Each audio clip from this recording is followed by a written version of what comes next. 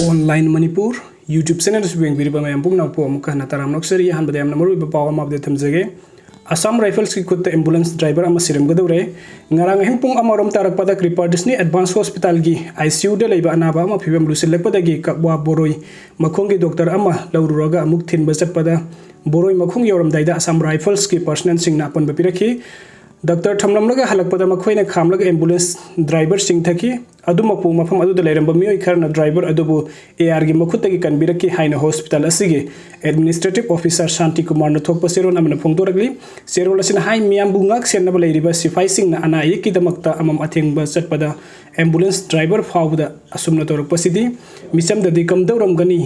hairaduna anaba amasung doctor sing lawba chatpada thawai mangani haibagi akiba leire hairi अदुगा मथंग update असना AR न मखोई गाड़ी मसु संजिलगा बेहली द सिजननबा थेंगनरे हाइना सुरासनपुर पुलिस ता वकलखरे AR न एम्बुलेंस ड्राइवर अमसुंग तथि तवइना तौबिखरे मणिपुर दा हजिक थोकलिबा इरांग असिगी तंपाकता बेस तौब ग्रुप सिंग टाटा 407 मसु संजिलगा असम राइफल्स की गाड़ी माननबा होतनबा सिजननरे मसिगी मथकता मणिपुरी पुलिस न एक्शन लौगदबनी हाइना असम राइफल्स न फोंगदोखरे तंपाकता बेस तौब ग्रुप सिंग न असम राइफल्स न सिजननबा गाड़ी मसु संगलगा सिजननरे हाइबा वफम असि असम राइफल्स की मैकैदिगी तंपाकता लेरिबा डिस्ट्रिक्ट पुलिस सिंह द कंप्लेन तौबगी महत सुरासनपुर डिस्ट्रिक्ट की SP द सेप्टेम्बर तांग 19 द सिथि अमा इदुना खंगनखिबनी हाइरिबा गाड़ी असि कक्सिंग डिस्ट्रिक्ट सिंह की मफम द सिजनरी हाइना असम राइफल्स न पल्लबसु कक्सिंग डिस्ट्रिक्ट की SP द कंप्लेन तौखिदे असम राइफल्स की मैकेदिगी SP सुरासनपुर द पीखे को कंप्लेन अदुदा तंपाक की ग्रुप सिंह न हाना सिजनखरब 407 टाटा ट्रक सिंह असम राइफल्स न सिजनबा गाड़ी सिंह की मसु संजिलग कक्सिंग की मफम सिंह द थेंगनरे असिगुंबा थवंग असे असम राइफल्स की मिंगचत थियनबा अमसुंग एंटी नेशनल ओइबा थवंगनी हाइना पल्ली असिगुंबा थवंग असी गी मथक मणिपुर पुलिस ने एक्शन लौखटकदबनी हाइरि मथंगी अपडेट असना सपर मैना पुलिस स्टेशन द संगफम लौरिंगैदा सेंग चाक लेत्रे हाइना पुलिस ना इखोइदगी सेल लौखी कांगपोकपी डिस्ट्रिक्ट के मनुंग चन्ना सपर मैना पुलिस स्टेशन की जुरिडिक्शनल मनुंग द लैरिबा सपर मैना की मैतै की युम कुंट्रागा निथोय कुकी मिलिटेंट संग युम सिंग अदुगी मनुंग द लैरंबा पोत चैसिंग हान हुरांदुना लौरबा मतुंग द युम सिंग अदुपुना मै थादोखिबनी मरम असना युम कुंट्रागा निथोय की पोत चैसिंग हुरानखिबा अमसुंग युम सिंग अदु मै थादोखिबा मियोय सिंग अदुगी मथकता लैंगाकना लोगी मतुंग इना चपचाबा थपक लौखटपिगदबनी युम सिंग अदुना लैरखिबा मितै सिंग बुना मसागी लौरी युमफम सिंग अदुदा लैबा फंगहनबियो हाइना थिंगुजम मलेम ngन बसै कुंतरेना फोंगदोरकली मागना हाई हाना पोत चैसिंग हुरालबा मतुंग द मै थादोखिबा अहाकी युम अदु सपर मैना पुलिस स्टेशन की अवांग द खजिक्तंग चखटलगा लैबनी अहाकी अपोकपति आइस तोंबा लैखिद्रे अपोकपिना बिनारसी कवि लैरी अखोय इचिलिनाउ नुपा अहुम नुपी अमा पुन्ना मरी की मनुंग द याम अहलदी कोरोना की सेकेंड वेब लाकपदा लैखिद्रे याम बगी मतुंग द अहाकी अपोक इपासु लैखिदबनी हौखिबा मे अहुम की नुमिदांग पुंग तरेक मखाइरुम तरकपदा खंगहौदना कुकी सिंग मितै की युम सिंग संचिलक्तुना एटेक चथरकी एटेक अदुदा अहाकी अहाक थवाई हिंगनबगीदमक्ता नुक्सिरबा युम थादोकलगा चेलखिबनी अहाकी युम लैरिबा अदुगी अवांग मखा मनिंग अमदी ममांग सिंगबा मफम सिंगदे कुकीगी खुल सिंग लोइना लैबना अहानबदा चेनफम लैखिदे अदुबु चेनदबदी यादबनीना युमदगी अंगांग मंगा अहल अहुम नहा मरी अमसुंग मौ अहुम यावना अखोय पुन्ना तारागा मंगा लम्हांगदा हाना चेनथोरकलगा सपर मैना PS तगी अवांगलोमदा किलोमीटर मखाई मुक लापना लैबा असोंबा नरक सिंगलक अमदा लोटखी नुमित अदुगी नुमिदांग पुंग तरागा माथोय मिनट निफुरम तरकपदा लंबीदा चलंबा कुकी मयाम मयुम मयुमदा संगनखरबा मतुंग अखोय सपर मैना PS तमना लाखी पुलिस स्टेशन अदुदा हानादगिसो मितै खरसु चेनसिनदुना लैरंकी पुन्ना अखोय मितै 450 रोम सुखी नोंगाई मतुंग पुंग अनिरोम तरकपदा साइतु सपर मैनादा लैबा मितैगी युम सिंगसु मै थाकी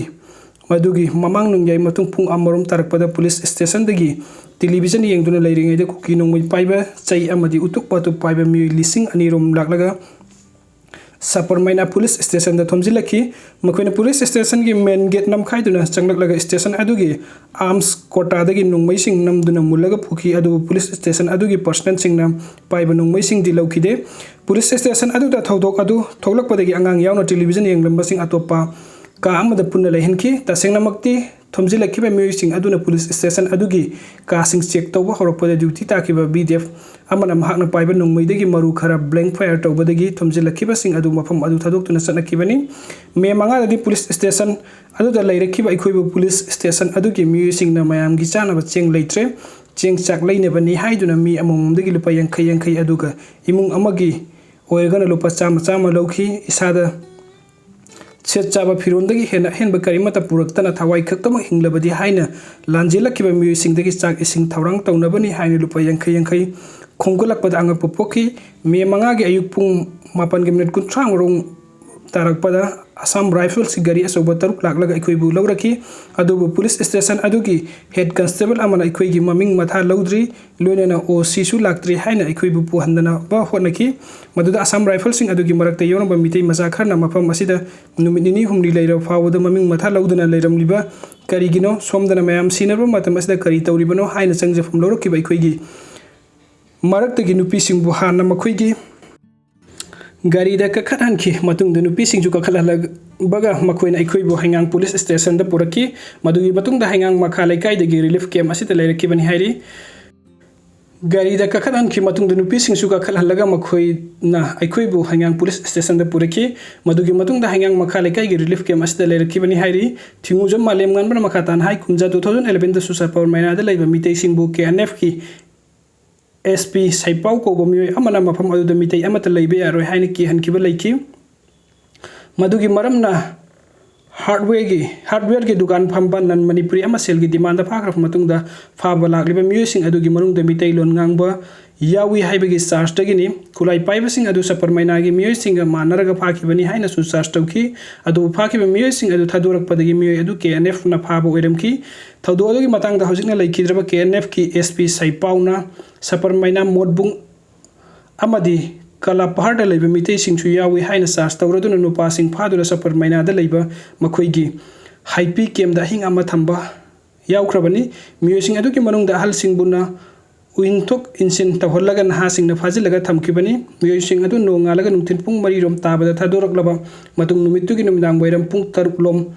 ꯇꯥꯔꯛꯄꯗꯅ ꯈꯨꯜ ꯊꯥꯗꯣꯛꯇꯨꯅ ꯆꯠꯅꯈꯤꯅꯕ ꯈꯪꯍꯜꯂꯛꯄꯁꯨ ꯂꯩꯈꯤꯕꯅꯤ꯫ ꯂꯣꯏꯅꯅ ꯀꯔꯤꯒꯨꯝꯕ ꯃꯤꯇꯩꯁꯤꯡꯅ ꯃꯌꯨꯝ ꯊꯥꯗꯣꯛꯇꯨꯅ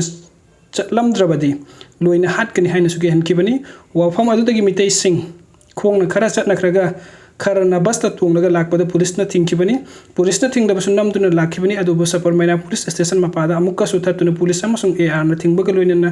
ꯒꯥꯔꯤꯒꯤ ꯁꯣ ꯐꯥꯎꯕ ꯃꯨꯟꯈꯤꯕꯅꯤ꯫ ꯊꯧꯗꯣꯛ ꯑꯗꯨꯒꯤ ꯃꯇꯨꯡꯗ ꯁꯄꯔ ꯃꯩꯅꯥ ꯄꯨꯂꯤꯁ OC ꯃꯣꯠꯕꯨꯡꯒꯤ ARꯒꯤ CO ꯑꯃꯁꯨꯡ ꯁꯦꯅꯥꯄꯇꯤꯒꯤ SP KNF ꯑꯃꯗꯤ KRꯒꯤ ꯂꯨꯆꯤꯡꯕꯁꯤꯡ ꯌꯥꯎꯅ ꯅꯨꯃꯤꯗꯥꯡ ꯑꯊꯦꯡꯕꯗ ꯃꯤꯇꯤꯡ ꯇꯧꯔꯒ ꯃꯔꯝ ꯆꯥꯗꯅ ꯀꯨꯀꯤꯁꯤꯡꯅ ꯃꯤꯇꯩꯗ ꯈꯨꯠ ꯊꯥꯕ ꯌꯥꯔꯣꯏ, ꯀꯔꯤꯒꯨꯝꯕ ꯃꯈꯥ ꯇꯥꯅ ꯂꯝ ꯍꯦꯜꯂꯛꯂꯕꯗꯤ ꯄꯨꯂꯤꯁ ꯑꯃꯗꯤ ARꯅ ꯀꯨꯀꯤꯁꯤꯡꯗ ꯈꯨꯠ ꯊꯥꯒꯅꯤ ꯑꯃꯁꯨꯡ ꯆꯩꯔꯥꯛ ꯄꯤꯒꯅꯤ ꯍꯥꯏꯕꯗꯒꯤ ꯅꯥꯀꯜ ꯑꯅꯤꯃꯛ ꯌꯥꯅꯗꯨꯅ KNF KRAꯒ ꯑꯦꯒ꯭ꯔꯤꯃꯦꯟꯠ ꯑꯃ ꯈꯨꯌꯦꯛ ꯄꯤꯅꯈꯤ꯫ ꯑꯗꯨꯕꯨ ꯑꯩꯈꯣꯏꯒꯤ ꯃꯩ ꯊꯥꯗꯣꯛꯄꯤꯈ꯭ꯔꯕ ꯌꯨꯝꯁꯤꯡ ꯑꯗꯨ ꯑꯊꯨꯕ ꯃꯇꯝꯗ ꯂꯩꯉꯥꯛꯅ ꯁꯥꯕꯤꯕꯒ ꯂꯣꯏꯅꯅ ꯍꯨꯔꯥꯟꯈ꯭ꯔꯕ ꯂꯟ ꯊꯨꯝꯁꯤꯡ ꯍꯟꯖꯤꯟꯕꯤꯗꯨꯅ ꯅꯤꯡꯊꯤꯖꯅ ꯉꯥꯛꯄꯤ ꯁꯦꯟꯕꯤꯔꯒ ꯏꯁꯥꯒꯤ ꯂꯧꯔꯤ ꯌꯨꯝꯐꯝꯗ ꯃꯍꯧꯁꯥꯒꯤ ꯐꯤꯕꯝꯗ ꯏꯪꯅ ꯆꯤꯛꯅ ꯂꯩꯕ ꯐꯪꯅꯕ ꯍꯣꯠꯅꯕꯤꯌꯨ ꯍꯥꯏꯔꯛꯈꯤ꯫ ꯚꯤꯗꯤꯑꯣ ꯌꯦꯡꯕꯤꯕꯒꯤꯗꯃꯛꯇ ꯃꯌꯥꯝ ꯄꯨꯝꯅꯃꯛꯄꯨ ꯑꯃꯨꯛ ꯍꯟꯅ ꯊꯥꯒꯠꯆꯔꯤ꯫ ꯑꯅꯧꯕ ꯑꯞꯗꯦꯠꯀꯤꯗꯃꯛꯇ ꯑꯣꯟꯂꯥꯏꯟ ꯃꯅꯤꯄꯨꯔ